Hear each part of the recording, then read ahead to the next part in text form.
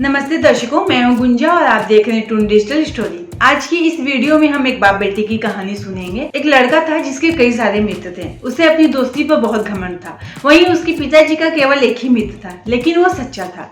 लड़का हमेशा अपने पिताजी को सुनाया करता था कि पिताजी देखो मेरे पास कितने मित्र हैं, आपके पास तो सिर्फ एक ही मित्र है।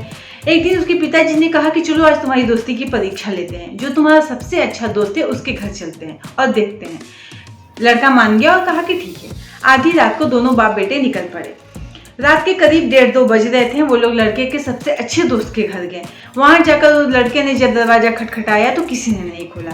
उसने दोबारा खटखटाया तो अंदर से फुसफुसाहट की आवाज आई। लड़के का मित्र अपने माँ से कह रहा था कि माँ कह दो कि मैं घर पर नहीं हूँ। यह सुनकर लड़के को बहुत तकलीफ हुआ और दोनों बाप बेटे वहां से निकल पड़े।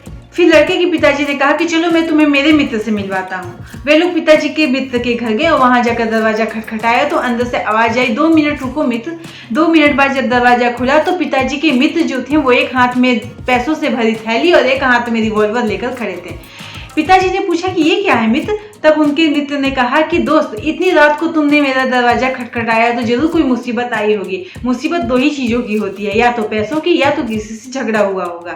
अगर पैसों की जरूरत है तो पैसों से भरी ये थैली ले जाओ, और अगर किसी से लड़ाई हुई है तो मैं रिवॉल्वर लेकर तुम्हारे साथ चलता हूँ। यह सुनकर पिताजी की आंखों में आंसू आ गया और उन्होंने अपने मित्र को गले लगा लिया। तब उस लड़के को उस दिन यह सीख मिली कि आपकी जिंदगी में भले ही एक ही दोस्त हो, लेकिन वो सच्चा और अच्छा होना चाहिए, ना कि मतलबी। आपकी जिंदगी में कितने दोस्त हैं हमें कमेंट में लिख के जरूर बताइए। और अगर आपको मेरे वीडियोस अच्छे लगते हैं तो मेरे चैनल को लाइक शेयर सब्सक्राइब जरूर करना। मिलते हैं अगले वीडियो में एक नई कहानी के साथ।